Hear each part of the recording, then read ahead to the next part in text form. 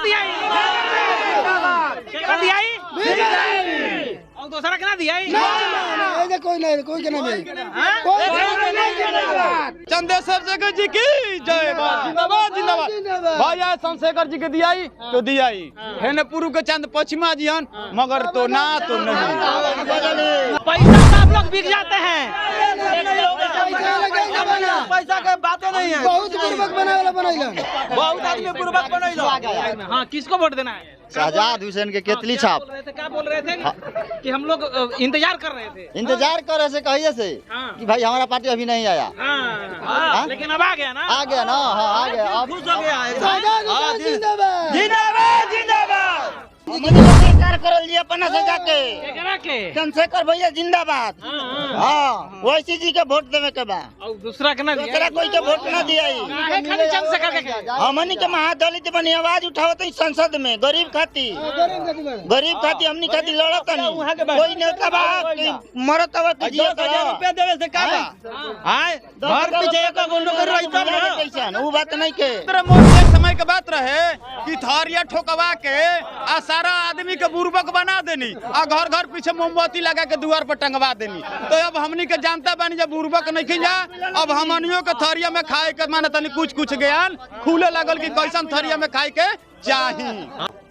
मुसर हई। हां केकरा के दिया वोट? माजी जी के ना चंद्रशेखर राज के दिया। ये काम हमनी के समाज मुसर चली ना जा, कोई नहीं खेमा। सासाराम विधानसभा के इस वक्त हम रुदना गांव में, और जो मोहल्ला होता है उस चमार के मोहल्ला में हम खड़े हुए हैं, दलित के मोहल्ला में। अब देखने वाली बात हुई, रविदास मोहल्ला जिसको कहा जाता है, देखने वाली बात यह है कि इस बार रविदास समाज के लोग किसको वोट करेंगे। हमेशा से वो कांग्रेस और आरजेडी को वोट करते आ रहे हैं, लेकिन इस बार ये किसको वोट करेंगे हम इन लोगों से जानने की कोशिश करते हैं। क्या नाम पड़ी? केकरा का वोट दिया इस बार? चंद्रशेखर आजाद जी के। दूसरा के ना दिया ना दूसरा के ना केकरा का दिया? चंद्रशेखर आजाद के, चंद्रशेखर आजाद जी के। ये का है? भीम आर्मी कोई के काम नहीं के करे के हमने के। सब कोई बोला था केकरा दिया और दूसरा के ना दिया कोई नहीं कोई शहजाद हुसैन के जिंदाबाद। तुम पहुँचा दो एक बार। कहाँ पहुँचा? एकदम संसद में, विधानसभा में। हाँ विधानसभा पटना। हाँ एकदम पहुँचा दो एक बार। चाय पिए के बाद नहीं पिए के? एकदम चाय पी के पतंग उड़ावे के बाद। चलिए किसको वोट देना है? अरे शहजाद हुसैन के। अरे शहजाद हुसैन के। मैं झूठ बोल रहे हैं आप लोग। नहीं। पैसा पे आप लोग बिक जाते हैं, पैसा के बातें नहीं है। बहुत पूर्वक बनाइला बहुत आदमी पूर्वक बनैलो। हाँ किसको वोट देना है? शहजाद हुसैन के केतली छाप। क्या बोल रहे थे कि हम लोग इंतजार कर रहे थे? इंतजार कर रहे से कहिए से कि भाई हमारा पार्टी अभी नहीं आया।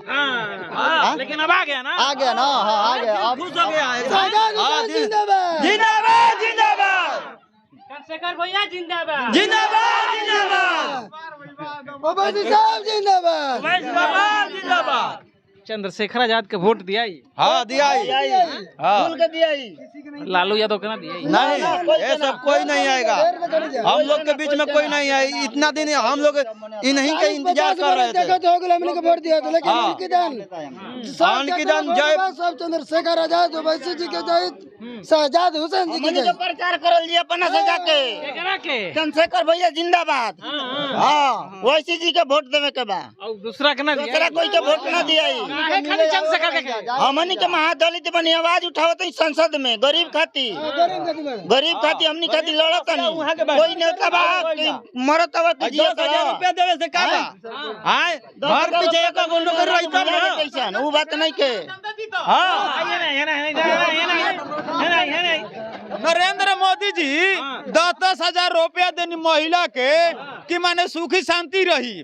आई देखो तनी कि हमनी के सोचत तनी कि नहीं गर्जीवन आदमी के 10,000 रुपया के नौकरी मिल जाई तो बहुत हमनी को उतने में साग सब्जी भी आबाद रही। तो वहाँ के खाली 10,000 रुपया दे के आ चटनी पर मन मेहरानू के सारा वोट ले चाहतनी।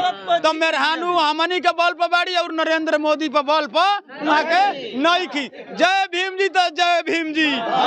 बात चंद्रशेखर आजाद चंद्रशेखर जी की जय। जिंदाबाद जिंदाबाद। भैया चंद्रशेखर जी के दियाई तो दियाई है न पूर्व के चंद पश्चिमा जी हन मगर तो ना तो नहीं। जी कहाँ बने एकदम। चलिए और एक सवाल है। अच्छा नरेंद्र मोदी और मोदी जी यहाँ तक नीतीश जी यहाँ तो उनका क्या कहब जाए? उनकरे के क्या कहते कि तू थरियाला घर बागा जैसे कौची हड़ानु जैसे जाच ना थरियाला घर जा थरिया धरा दे घर बहुत पूर्वक बनैलन हम। नरेंद्र मोदी एक समय के बात रहे कि थरिया ठोकवा के आ सारा आदमी के बुर्बक बना देनी आ घर घर पीछे मोमबत्ती लगा के द्वार पर टंगवा देनी। तो अब हमनी के जानता बानी जब बुर्बक नहीं जा अब हमनियों के थरिया में खाए के माने तनी कुछ ज्ञान खुले लगल कि कैसन थरिया में खाए के चाही। हाँ बस चलिए भाई चचा केकरा के दिया अब की बात? चंद्रशेखर आजाद के। चंद्रशेखर आजाद के ना उनका के दूसरा का उनकरा के छोड़ के दूसरा में देबे ना कर जी। दूसरा में देबे ना कर जी। आज लोग कहला कि वोट दे के अपन वोट बर्बाद कर। ना हमने के चंद्रशेखर आजाद के वोट दिया जी। सासाराम विधानसभा से आजाद भैया सजा के टिकट मिलल बा। यहाँ के जीत के हमनी के सौंपा दिली पटना। हमनी के पूरा सपोर्ट बा। हाँ ये दू के जात बवन हिंदू और मुस्लिम हमनी के दूनो सुना आतना दिना भइल न आरजेडी के वोट दिया रहे। सुना आरजेडी के वोट जैसे कबेरी दिया बाकी मुसलमान के सीट ना मिलल। यहाँ के मिलल मुसलमान बनी सीट मिलल आजाद भैया हमनी के पूरा सपोर्ट बा। तो यहाँ के वोट दिहल जी। क्या नाम पड़ी राउर? बहादुर राम। हाँ हम जात के मुसर हई। केकरा के दिया वोट? मांझी जी के ना चंद्रशेखर राज के दिया। ये काम के हमनी के समारोह मुसरक चली ना जा कोई नहीं खेमा समझ ली कोई 5 कोई के संग 25 में तब ना हमनी के मतलब ना रहे दूसरा से। हमनी के 1 लाख के आदमी हैं जा कोई भी काम कर हमनी के 1 लाख में हो जाए ना जा। जी जी बीजेपी में तुमका केना मेरा मतलब नहीं है ना बीजेपी का खर्ची का कोई देता हमरा के खाना बंद नहीं मतलब कोई जानता जे हम गांव जीते ना हम जाए। रोड में तने दिक्कत बा रोड में अब बन जाई बाकी अब बन जाई मानी ना अब ना मानी बता दे पूरा एक बार पूरा पब्लिक बोले केकरा के वोट दिया? आजाद हुसैन के। शहजाद हुसैन जी के बोला नहीं की जा रहा सब एकदम। चलिए भाई ये पब्लिक कह रही है कि इस बार जो वोट देंगे हम शहजाद हुसैन के चंद्रशेखर आजाद के ओवैसी साहब को वोट देंगे। ये दलित मोहल्ला है रविदास मोहल्ला है। रविदास ने पूरा ठान लिया है इस बार शहजाद हुसैन को हम लोग वोट देंगे। जो चंद्रशेखर आजाद से और उसके अलावा असदुद्दीन ओवैसी स्वामी प्रसाद मौर्य का गठबंधन हुआ है जीडीए गठबंधन और जीडीए गठबंधन के प्रत्याशी को यहाँ से वोट दे करके जिता के जो है वो विधानसभा में भेजेंगे। आप लोग क्या कह रहे हैं? प्रतिक्रिया जरूर दीजिए। दिया इन वोट रे शहजाद हुसैन जिंदाबाद।